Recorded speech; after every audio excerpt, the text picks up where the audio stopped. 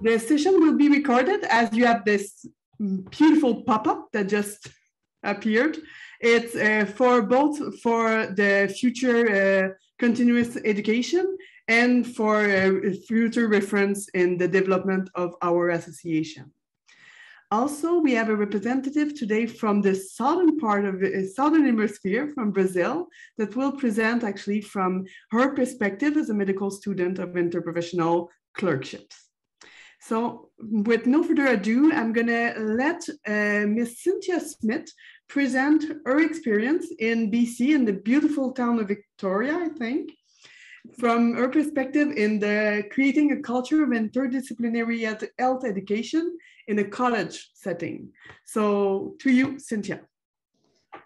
Merci, Marie-Andrée, and bonjour, bienvenido, and hello, everybody. My name is Cynthia Smith, and I'm the Dean of the School of Health and Human Services at Camosun College. And my co-presenter is... Hi, I'm Lori Zaire, and I'm the Associate Dean in the school. And we are presenting to you from the unceded traditional territory of the Lekwungen-speaking people, the Songhees, the Esquimalt, and the West Saanich. And I'm grateful to be a visitor on these beautiful territories. So today we'll be telling you about our journey in the School of Health and Human Services towards creating a culture of interdisciplinary education. And in the school, just for your information, and I'm just going to put my timer on here, we have 20 years of health and human service education here. The college started 50 years ago. Our first program was actually a medical lab assistant, followed by a certified dental assistant and healthcare assistant. But in terms of a school that now has 17 health and human service programs, so nursing, allied health, and more community-based social service programs, we've had a broad complement for about 20 years now. And for quite a few of those years, we've had an interdisciplinary education committee with representation from across those programs. And when I came to the school 8.5 years ago, it was certainly my commitment as dean to build an interdisciplinary culture, but it was also a commitment at the college. So there was that political will and leadership for interdisciplinarity within our school, but also within the college. And really, when you see the evidence or the benefits for interdisciplinary education listed there, we really started to focus on enhancing teamwork, because we do have a team-based care model in our health region that many of our students who graduate go and work in. So we want to enhance that teamwork, collaboration, communication, conflict resolution, and problem-solving skills, and really get students and faculty to understand the role and respect the role of each discipline in the team. And so we also heard from students that they wanted to graduate being able to have the leadership skills to lead a team. That was very important to graduates. And so we created a role, which was the interdisciplinary education coordinator. Fortunately, now with COVID, we're in really tight budget situations, but fortunately the college had money and we were able to create a role, which actually Lori held and she'll speak about. And so we were able to create some real infrastructure to support interdisciplinary education. And the next slide really shows the impetus. So of course, as many of you know, accreditation standards do speak to interdisciplinarity in many of the disciplines. We also, at the time, our college has 2 campuses, and we were on a campus where we were operating out of 5 buildings. We didn't have one building for all of the disciplines to learn within.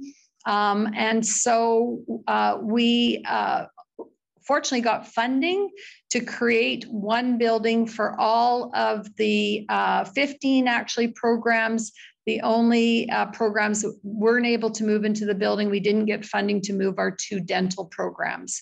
But that was another impetus. If we were all going to live and learn together, we needed to really understand each other's roles and responsibilities and be able to work together in terms of a culture of interdisciplinarity. So that was some of the kind of the why and the background. And I'm now going to turn the presentation over to Lori.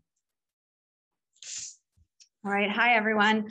So in looking at redeveloping our interdisciplinary plan, because as Cynthia mentioned, we had a steering committee for a number of years doing some one-off projects, but really we were looking at building more of a strategic plan, having a real framework to move forward. And so in building that foundation, the beginning work was basically doing some interviews, talking to key stakeholders, the keeners who were already doing it, both internally in the campus community, but also externally and across the country as well. So we talked to some of the leaders in interdisciplinary education or interprofessional practice, whatever terminology we used. I also provided an environmental scan of what other post-secondary institutions were doing in the way of interdisciplinary education, bringing sort of the umbrella of healthcare and bringing teams together. I also reviewed a lot of best practice in the literature, as well as reports written at the government level, so what we call white reports, and looked at recommendations that came from them. So once all that evidence and that information was gathered, then we sat down and basically pulled together an interdisciplinary education project charter that identified, a framework that had a logic model. We had timelines, milestones, compositions of who was going to be involved, and identified resourcing and that type of thing as well. So we had a real project charter that went forward. This went for discussion at various levels of leadership, both within our school, but also across the college campuses as well. And out of that, we also created a campus-wide steering committee. So while the main thrust was for the work in the Health and Human Services school, we do have lots of partners on campus who are also interested in working with interdisciplinary education. And some of the programs that we offer academically as well are not necessarily housed in our school, but our students would certainly see them as part of the healthcare team when they graduate. So we wanted to reach out a little bit farther than just our own school. From that, then we also looked at developing some common definitions, competencies, and learning outcomes. So not only did we want to have this focused on interprofessional practice or a lot of the language around healthcare professions, but we wanted it to be broader so that every program could see themselves in doing interdisciplinary education. So we took a lot of the definitions that are out there, but made sure that we could accommodate and tweak the language a little bit so that everybody could see themselves. We did have, as Cynthia mentioned, commitment from the college to make this in the forefront. And so we developed a lot of web pages around the work that we would be doing and created a list of resources to help support faculty in their development of incorporating interdisciplinary education in their curriculum as well. Also, in order to monitor the change that we were hoping to see, we did do some benchmarking. So we took some baseline measurements fairly early on, and we mostly used the Readiness for Interprofessional Learning Scale as a survey that went out to about 800 students as well as faculty. And we did that annually for 3 years, just to see if we could monitor what the uptake was and what the attitudes were for interprofessional practice or interdisciplinary education at the college. So this is a really busy slide, but it's our logic model, and I won't go into the details, and I apologize if you can't read it very well, but I just wanted to sort of share that, we did have a very solid framework. We had identified early on what the inputs were going to be that were needed, what the components would like or the pillars of our strategy, and then what kinds of programming or activities did we actually want to do? So what would be some of those deliverables, and what kind of outputs would we measure? And so we made sure that we wanted to measure our outputs based on what we were doing. And then the latter half of the slide really just kind of outlines our vision of what the short-term outcomes would be and what the ultimate outcomes would be in order to sort of produce healthcare professionals who were really working to overall improve the health of the population. So that's kind of what we used to monitor what we were doing and what was working and what wasn't as well. So we did use the CIHC competencies as a baseline. So those of you who are in the literature would understand what these are. So these are the 6 competencies for interprofessional practice. But as I said, we tweaked them a little bit to sort of replace the words of professional practice with interdisciplinary education, again, so that we could involve more disciplines than just those involved in healthcare. But generally, we use these as the competencies that we sort of threaded in the curriculum. So a lot of courses or programs, when they were going through our education approvals process to update their learning outcomes, we ensured that they used these competencies and began to incorporate them explicitly in the course learning outcomes or the program learning outcomes as well. And then ourselves in the school, we identified some learning outcomes as well. And so most of our programming at the college are 2-year diplomas or less. However, we do have some 3-year associate degrees and some 4-year degrees as well. But we wanted to look at making sure that we had year 1 and year 2 common outcomes that were associated with interdisciplinary education. And so these are them. I'm not going to read them, but generally, again, this is what we wanted to see from students at the end of their first year of programming, regardless of what academic or discipline they were in, as well as what we were looking for interdisciplinary education at the end of year 2.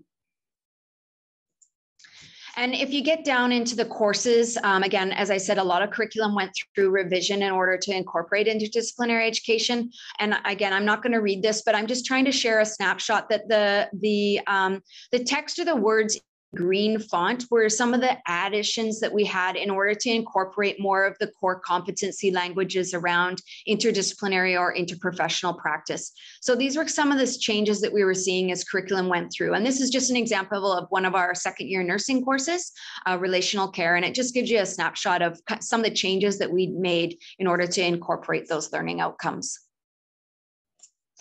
I'm just going to briefly tell you about 2 examples that sort of came out in the very first year of us pushing a little bit for our different programs to work together. The first year is an example of a 2nd-year nursing curriculum. In the lab, the 2nd-year nursing students do a simulation where they look at a post-surgical patient who's experienced delirium.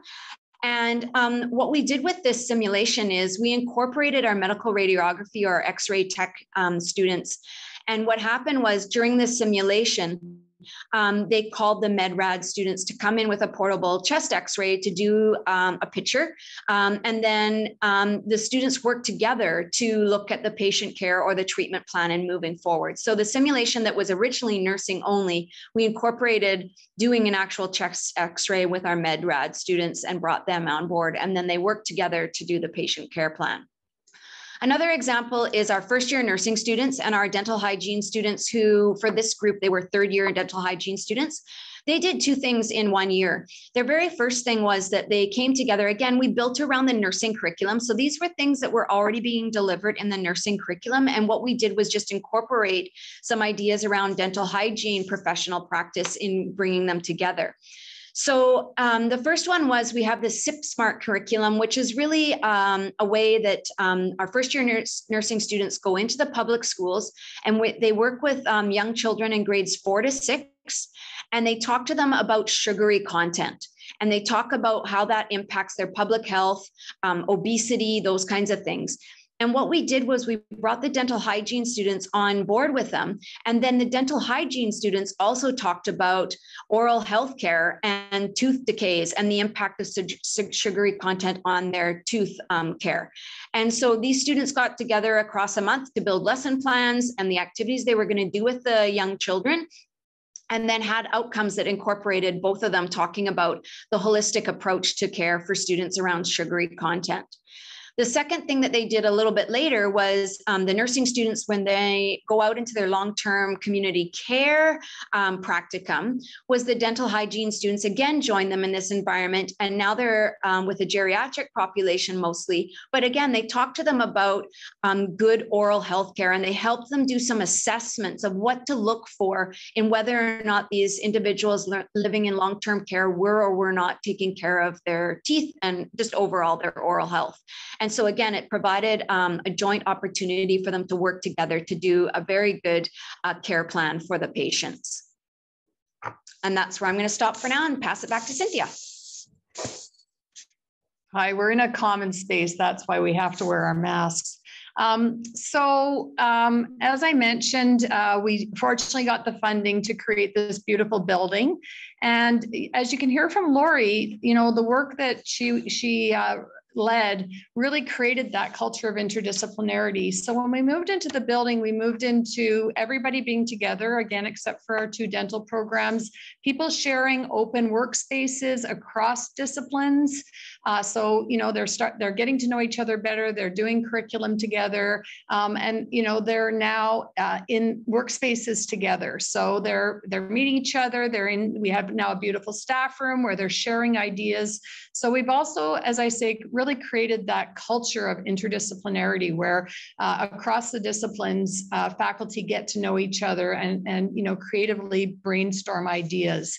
And certainly amongst our students, and it continues, there's a lot of excitement around interdisciplinary education. So we have student representatives in all programs, and Lori and I just hosted a lunch with them where we also encourage them, don't sit, you know, with your program fellow students, mix it up and get to know each other. And so students are very excited about the opportunity to learn with students from other programs as well.